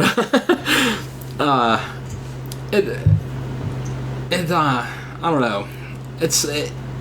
It brought me into a world where like I would you lose concepts of things. Mm-hmm. Like the concept of money means nothing to you. I forgot what my dog was for. Like I knew who he was, right. I knew what he was, but why is he? And then after this 2 or 3 week experiment, I started writing all these profound lyrics. Absolutely. And started taking myself more seriously. Absolutely. And I never put it together till about 2 weeks ago. Yeah. Like, when that transition happened, because I was perfectly fine in this band. Right. We were successful. We were writing great music. We all got along.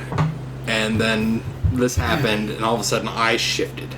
Sure. And I felt trapped, and I felt like I was in a box. Right. And I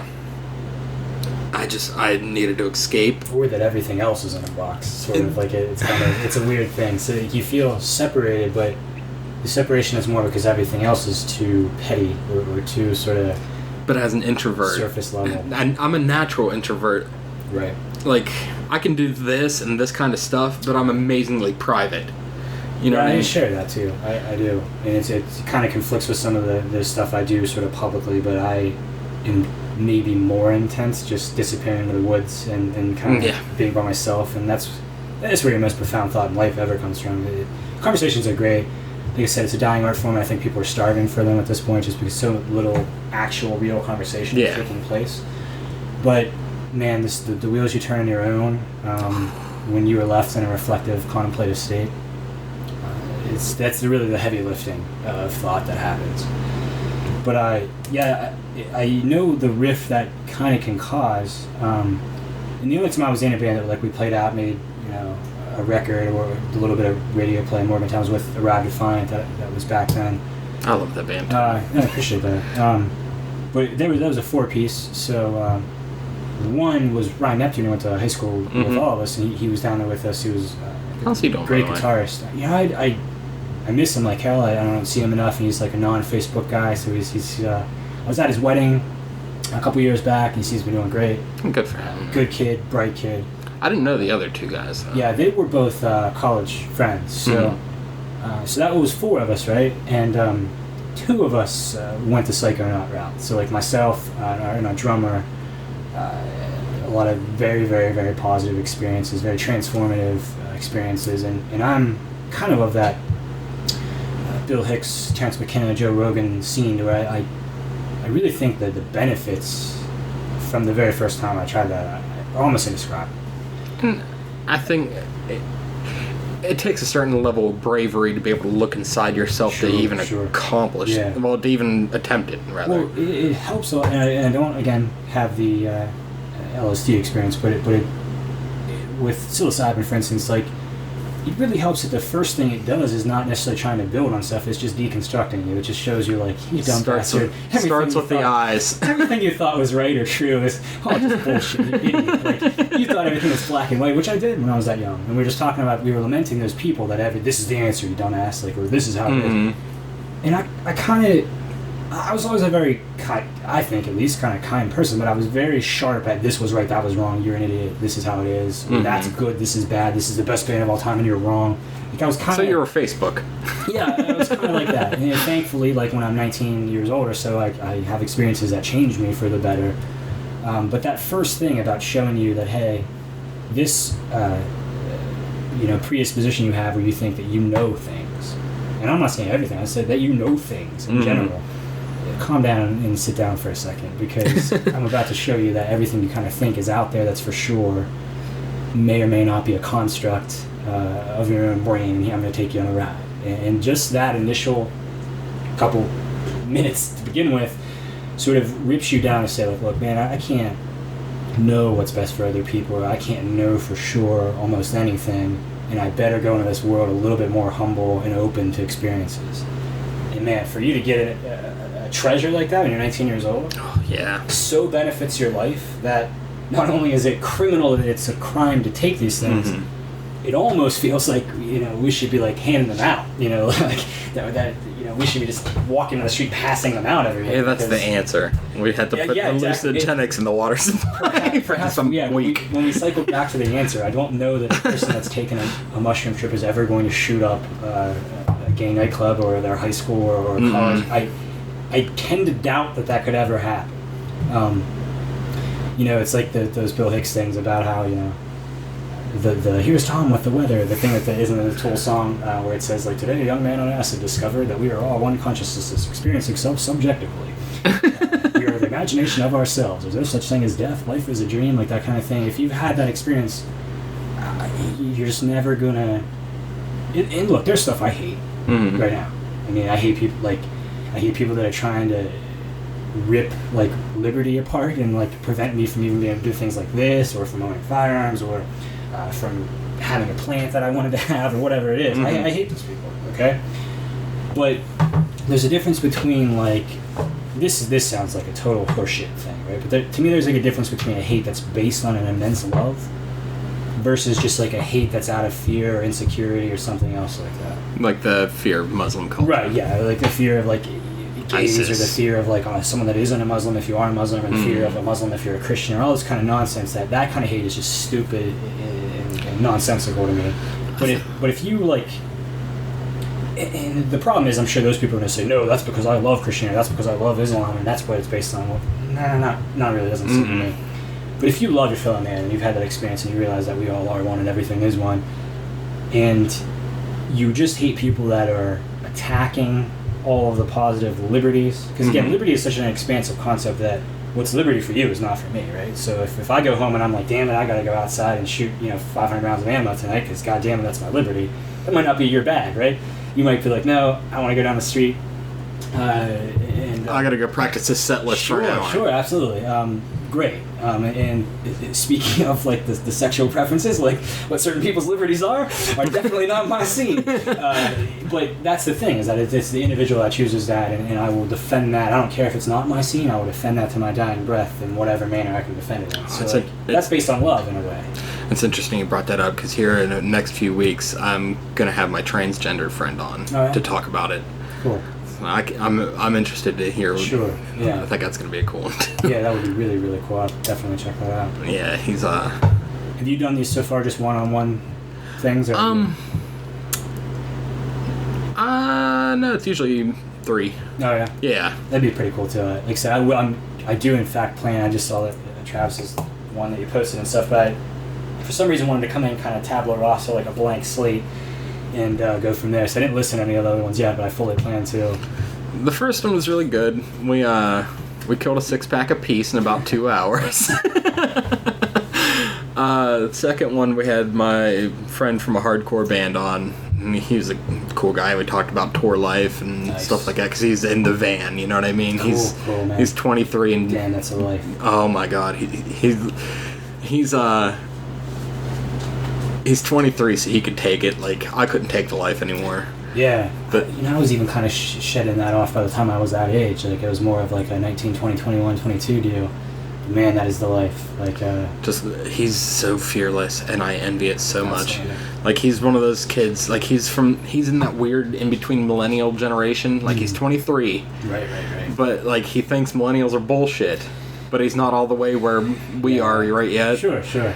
But that's a process. So like, he has his head on straight, and he understands the concept of, I've got to work my ass off from September through May, and then tour all summer. You know what I mean? Right. So he saves every penny he gets. Nice. He promotes. He does his own T-shirts. He's got that mindset. Like, it's very similar to me. Promoting wise, what's the band called? Nervous Aggression. Okay, I'll check that out. Out of Liverpool. I'll definitely check that out too. I don't know if they're your bag. Yeah, but I still check. It's local, you know what I mean? I've got you got to support the local. Relatively eclectic taste, but we'll see. I'll give it a shot for sure. But let me ask you, that brings up a question I wanted to pose to you, because this kind of comes up in like the fatherhood scene, but it's also, I think, kind of a sign of getting older. But when you describe him, like, it brought up a thought to me, because there's a rush to do a certain thing, and maybe this is after these kind of psychedelic experiences we just talked about, where you feel like you bring some kind of knowledge back to the real world. When you see a kid like that, I don't know this guy, and he sounds like a pretty damn cool guy to me, but he's awesome. When you see a person like that, and you're talking about he's like sort of in between, you say he's not all the way here, but you see them on that path, there's a weird rush. So some people don't have any real kind of like, I hate to say the word father, it's not quite this kid's father, but like this kind of mentor type of mentality. Some people don't even think twice about saying, hey, here's a useful tip or a useful thing. But I kind of get that you're a mentor type of a person, and I kind of sort of am in my profession, but also like the older brother thing, or this or that. Or I guess anybody that's ever fronted a band's probably always like a somewhat of a kind of a leader mentality. A little bit, you got to be slightly lead singer complex. Exactly. So what I'm getting at is, so you see that and you say he's like almost, he's like headed in a direction or whatever. There's a weird rush that certain people get to like pound it all the way home. Be like, no, this is how you have to get. You have to get to this area. You got to do this. You got to do this. You got to do this. But the as we get older, the more beautiful thing that I'm able to kind of see, because maybe I fell into that trap. I was like, no, here's what you got to do. Here's how you make it through. Here's what helps you. Here's what you get over when you're upset, or here's how you go about it. The more beautiful thing the older I get is to see, like, man, look at that kid. He's on that path. Like if I could, I'll nudge him back and forth just so he stays on that right path, because he looks like he's going to crawl out of this and get, through those rough parts and get on to like a beautiful, great thing. Not that this kid's not having a great life. It sounds awesome. But there's like the journey that you kind of got to make it through. And keeping people like back to a good solid path is good news, but I used to have this urge to like kind of shove them the whole way through and say, here's XYZ, what you do right in a row. And now I think it's far more beautiful to be like, damn, man, that's where I was. Like, watch, and kind of almost watch them kind of make it along a certain way, and like certain knowledge and certain kind of maturity that you see pop up and everything else. I mean, it's such a beautiful thing. But have you ever got trapped into this thing where you're trying to like tell people exactly like? Yeah, and like I struggle with that because I'm such a loud personality. Like and I'm a control freak. So like when I see like someone like him going to do that, like I want to explain to him what I would do. Right. Without even like I never went on tour. Like I played shows in like New York and everything, like upstate. Yeah. But like I never went just hopped in a van when we went. It's just shows around Pittsburgh. Yeah, we only did like a couple states. We didn't do any, and it was like weekends that we drove right there. It wasn't like on a van. And everything. Like there would be like months where like we would have like 7 shows booked. Like it would come to the point where practice was just on the show. Right. Like we didn't have to rehearse anymore. Sure, yeah. But he's been doing this, I know, for at least 8 years. Nice. And he's only 23. Outstanding, man. And it's been this band, and it's been him and his brother with like a revolving door of guitarists and bassists, but it's always been him, his vision. Yeah. And I like his work mentality. You know what I mean? He's willing, he goes and works 2 jobs to tour, like to support everyone through this tour. Right. And like even if it means he's eating top ramen for a few weeks, you know what I mean? Sure. Like and that's admirable to me. And I had a rough couple years in my 20s where but it was immaturity, and I would rather drink than pay my bills. Because I didn't go to college, man. I barely went to high school. It just wasn't for me, and it wasn't that I wasn't capable of doing well. I don't care. Yeah, I don't remember like really the last time we'd seen each other on like a consistent basis. It might even have been in high school. But yeah, it would be kind of a wild scene also to see you again, because you'd also see this path like that you have on now, like as we're all on paths of some sort, but to even see you sort of headed the direction you're headed now, which is good news. I mean, you seem happy. You seem like a good scene. What's going on now? I'm in a real good place, and just one day a light flipped in my head around like as soon as I passed like 26, I want to say. I'm about halfway through it, and I decided, like I looked around my life, and all my friends are just getting drunk every day, and like no one can accomplish anything because no one can stay sober for 24 hours. And I had a friend that's married, and he just wanted to go out and drink with me and leave his wife at home. And I'm like, oh, dude. Danger. Oh, that's bad news bears, kid. So like I think I offended a lot of people when I quit, because I was in Liverpool, and I just one day I'm like, listen, man, I'm at the end of the month, I'm gone. I started dating Ruby, and I think I struggled, and I was a welder, and I lost my job in the winter time because that's when things slowed down. Sure, yeah. And I was on unemployment.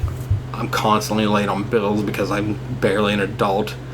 And like there's like a point where like I was as close to being homeless as you could be while still having a home. Like I don't even have utilities anymore. Like it's February and I'm lighting 70 tea candles so I don't freeze to death. Oh man. Yeah. So like I saw a lot of rough times, Murphy. But I got tired of it, and they weren't. You know what I mean? Right. And one day I just packed up, and I decided that I had enough, and I moved in with Ruby. A month later I had a new job, and I've worked steady ever since. Bills are paid. Murphy got fat. It'd be interesting to, because like you're saying, they still wanted to roll with it and everything else. Like and as far as I know, they still are. Yeah. When ours kind of, with the Ride to Fly, when it kind of pulled apart, I don't know, like if, it just basically happened, like we like got ripped to like just different areas. Like I was still in Morgantown, I was going to law school, so I just sort of stayed there. Ryan was down, like he like went to like Myrtle Beach to like finish up like pharmacist stuff, like drummer joined the army, he was like in Korea, bassist was like in film school in like the Czech Republic, like they were just like ripped apart, right? But I don't know, like, if we'd have been still there, you know, like, what all plays out. Like, for me, and man, I absolutely loved it. Like, playing live was incredible, like, recording, like, hearing stuff, like, down there in CLG on the radio every so often, like, hearing tracks, is like, wow, yeah, this is incredible. But it really, the whole, like, originated of the whole concept. It was always just like a healing thing to me anyway. So like it was like that's why I started writing poetry to begin with. That's how poetry turns into songs. That's how this happens. And as fun as it was and as cool as it is and how awesome this damn van life would be, like it was always, for me at least, just always this healing thing. And by a certain point, I met Kate, like it was my wife now, and I was like accepted out of law school, and at a certain point, like I wasn't as like wounded, and I was just kind of not writing as often. And playing live's still awesome. It's great. Rock and roll is just total. It's indescribably an amazing thing if you know the exact feeling I'm talking about, which apparently few people kind of know the real deal. Like I know, very few people know that rush. The eruption of the soul that kind of happens with rock music, or the ridiculous. That's why I call it spiritual. Is because like you know, and I don't know how you guys wrote, because you played guitar too, didn't you? So like I wrote in a way where, because I was a guitarist too, but I you know, wrote in a way where that band I was just fronting and writing lyrics and vocals. So like it was such an awesome experience because I was able to just kind of like let them like start putting stuff out of there, and like hearing certain rhythms or things and just pulling stuff out of the air that it did to me, like a reactive kind of art instead of me bringing stuff to the table all the time. So it was like incredibly cathartic for me. But yeah, once it was like to like a certain healing stage, like I never really tried to like do it again and stuff like that, which I had thought about, not to turn this into a darker place, but like I started to think like years ago, like, well, what happens if I'm in a horrible place or whatever again? Is that gonna fire back up? And then, you know, now that my son, he's like 11 months in a day old now, you know, but I don't know if you heard the whole horrible Greek tragedy story that what my life was. Basically, I lost my brother to suicide. It was like within like 48 hours that I found out Kate was pregnant. So like it was like He was a good kid. Thank you, man. I had the pleasure to meet him a few times, and he was a special dude. Yeah, he was. I really liked him a lot. I met him because he's way younger than us. Yeah, he's 1990. Yeah. See, what it was I had friends that were like 2 years younger than me, and they were the gap. Yep. And like I would see him at a party or something, and then Jackie would be there. Yeah. And she'd be like, "Well, this is Vince. You know, he knows Ian." And we just sat down, we talked a few times, and we'd bump into each other, and I always never had a bad thing to say. Yeah, that's a common thing. It's depression is depression. You know, like, and you've dealt with it, I've dealt with it, and you know, some of us kind of make it out of that whole scene, and regrettably some don't. But you know, when that had happened, I even started thinking, well, like, what's the coping mechanism? Because I actually used to have conversations with my brother about when I was just talking earlier about this, how rough the world is for a young man trying to find where the hell you're doing and what the fuck's happening and all this kind of stuff. I used to tell him, like, the world's a brutal place, dude. You know, it's beautiful, but it is brutal. Yes, absolutely. And to me, you have to almost have some way to deal with the brutality of it. So like it was rock and roll, it was poetry, making music for me. You know, that's just like total healing time. With him, I'd always kind of say that, like, hey, you know, what's going on? It was before I even knew that like things were sort of rough with him, like, but you know, he never gave me that impression. Well, he said a few things that stuck with me after I found out that he passed away. Like in the conversation that I had with him, I felt like he felt that things had left him behind in a way. Yeah. Like he was telling me like stories of, you know, playing football, and all he ever got out of it was 2 bad knees. Right. You know what I mean? Yep. And like he would say things like that. Sure.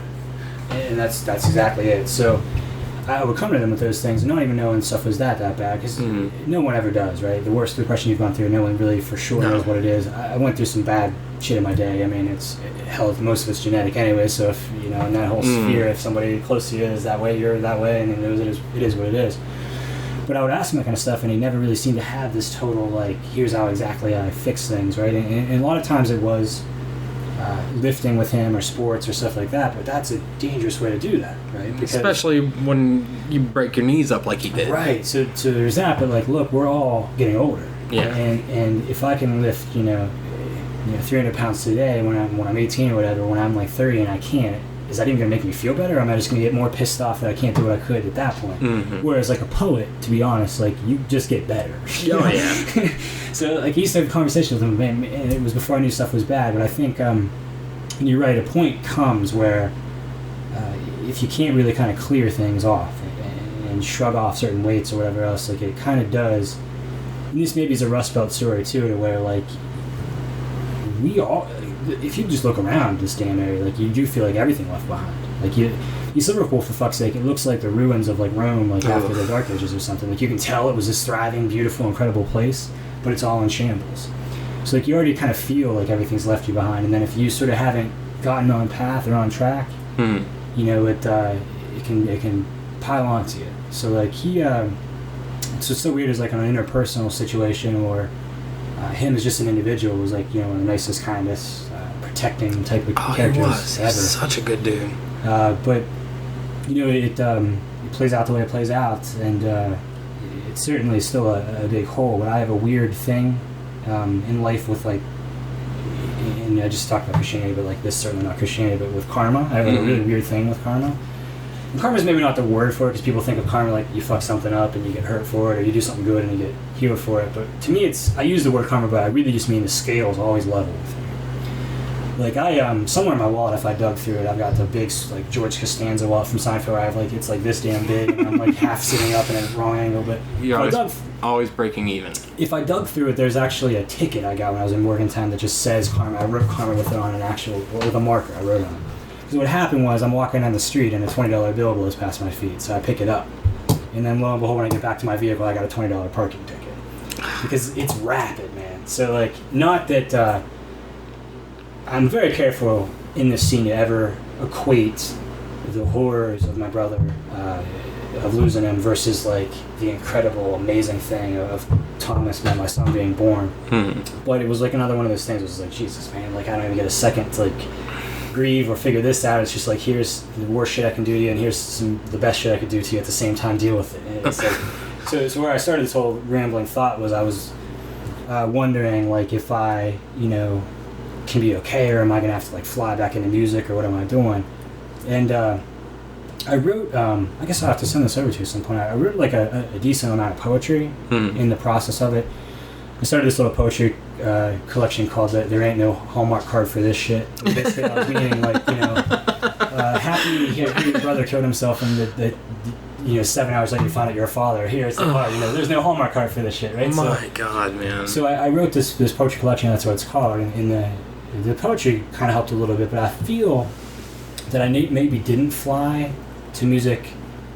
Such a weird thing for you to say, that psilocybin mushrooms keep you away from music, but I feel like some of the knowledge, or the more introspective I got and humble, that I was kind of able to just think through it and sort of write some poetry and sort of just immerse into being a father and deal with it all, as opposed to just running out and writing a song and playing it live. And yeah. As incredible as that is, it's kind of like this infinitesimal thing to do compared to like being comfortable and working through things and untangling the knots in your head and your life and everything else. So it's a weird journey. The whole scene is, but wow, man, like I forgot what I was gonna say. Like that was a lot. This is me when I don't drink any alcohol. We'll do a podcast sometime if you want to. We'll do the 6-pack thing you're on, and heaven forbid, I'll get you in a room with Ryan Adams. You'd like this guy. Sure. Did you ever see my wedding pictures with the guy that married me? Yeah. The guy with the big beard. Yeah. Yeah, you'd like him. I bet. He's a good dude. No, this is a blast period. I mean, it'd be a. If you do any more, like, especially with other folks or whatever, like, if I'm around, absolutely, man. Well, yeah, usually Ruby's here, or, like, I schedule 2 people at once. But it's she works on the weekends, and it's hard to logistically... Yeah. Like, there's that word as a 30-year-old that you might not have known when you're 18 or 19. Logistics. I say logistics probably like once a week now. And I remember a life before logistics, where, like, coming from school, and here's what I'm going to do, and there's no problem with getting me to and from, and I'm just going to, put a pizza in the oven and like stay up and play Xbox or something. Dude, I eat pizza like 7 days a week. I hear you. When you turned 30, like going back to this, I was telling you I had an existential crisis. How bad was it for you? I saw other people have it a little harder of a time than I did. Like I kind of jokingly say it. I mean, I didn't like sort of fall apart. I had some closer friends. I won't sort of name drop them and say that they didn't handle it well, but I had some friends that didn't handle it well. And I didn't like erupt into tears or like, you know, like look back and feel like a failure or everything else, but it was a real, you know, I read constantly and stuff like that, and it felt like kind of like ending a book and starting another one, or like closing a chapter. It was like a weird kind of bookend moment where I was like, well, shit, There's a decade. And I look back and I you know, packed a lot of amazing stuff in those years, and I'm very pleased about it. But it was a weird thing, like, you know, that's it. You know, there's no back there, there's no extra year of the 20s. Like, your 20s are over, here's what it was. I remember, like, the 2 weeks leading up to it, I was mean. Like, there's no, like, I was not happy about it at all. I wasn't looking forward to it. And I remember waking up that morning and walking in the bathroom, looking in the mirror and going, fucking 30. Yeah. It's like, that too. Like, I don't know what I was expecting, or even like what it meant. Like, it's a number. I'm the same I was yesterday. Right. In fairness, I think the people I know that handle it worse, like, actually had like a birthday party and everything else like that, which I haven't done that in a long time. I do things for my birthday. Like, I don't go out and drink anymore. Right. Like, I invite people over and like we'll cook out and have some beers, but. Cause, like, if I drink, I go to a bowling alley and I'm home by like 10:30. You know what I mean? Sure. Like, I just want to drink a few Captain Cokes and throw a ball and stuff. Yeah, I figured about it. Like, I have like people, of course, like you got your wife or whatever, like it makes a thing of it. But I kind of like just don't do anything extraordinary for some reason. Like, so I think that also helps if you don't put like an official bookend, like I'm looking down at a cake that says 30 on it or something. I mean, like it. Yeah, I don't think I could do that. It's weird. So. My joke about it was I lost the 2, but at least I got a 0 back. It wasn't 29 anymore. True. But that was just wishful thinking. I really think 40s are going to be my decade, though. Yeah. That'd be 11 years into being a mailman. I'll probably be healthier than I've ever been. Yeah. Like, probably healthier than my mid-20s. You look good now. I was going to say that when we were out there, but it was like an uncomfortable thing after the first time I saw you. Yeah. Like, hey, you look great. Yeah. It's been 12 years. Yeah, I don't really do that. But we look happy, healthy, and everything. I appreciate it. You do too, man. I'm glad we're doing well. We can wrap this up, man. I think we crammed a lot into an hour and a half. What's not well is my bladder again. So I didn't take any commercial breaks. But, I'm telling you. All right, Speaking of Rogan, like his podcast, he's always. He's live. He's drinking shit, and he's like, they're 3 hours in and stuff, and he's like talking about Everybody else has had like bladder. Yeah, he's like, I heard him one time. He's like, my bladder's like a big old aged leather sack. Like, sit there for 3.5 hours drinking. And I'm like, Jesus, man. I couldn't do it. Me neither. All right. Yeah, excellent time. I a lot of twists and turns there. So like I said, I was just gonna let you kind of go out of the way and jump in when I jumped in, but. Then the last minute there, I was paying attention to make sure you were cursing as well, because I got a bad mouth. Like, I grew up in a military base, and and I drop them everywhere, but I caught you do it at a time or two, so I was like, all right, I'm good. It's okay. I'm consciously trying to not do it as much, because I spit it out. Like, I use the F-bomb, like, and. Yeah, I do too in my life, and that's what's weird. I gotta go into court, and I somehow like. Your Honor, fuck this guy. Right. So I somehow am able to stop, but like when I get comfort, so it's sort of it's a compliment to you. It's kind of a sign of comfort that I start talking like I talk. But no, this is a fun time. I appreciate it. I'll certainly do it again if you'll have me. Oh, we'll have to do it again real soon. Well, maybe about give me 2 months or so. I'll try to get you in a room with Ryan Adams. I think you'd have fun with that guy. That'd be cool. I try to match people up that I think would right. like bounce off each other pretty good, but you get a 6-pack in all of us, and we'll have some fun with it. That's what I was like when you had Travis. I had like a really great. I'm still good friends with him, but we don't see each other as often as I'd like. I haven't seen him in as long as I've seen you. I gotta go back and listen to that, because he was still a good friend of mine, and hope he's doing well. He seemed good. Everything all right? Yeah, he seemed Excellent. Good. All right, man. Good talk. Yeah. All right, man. Until next time.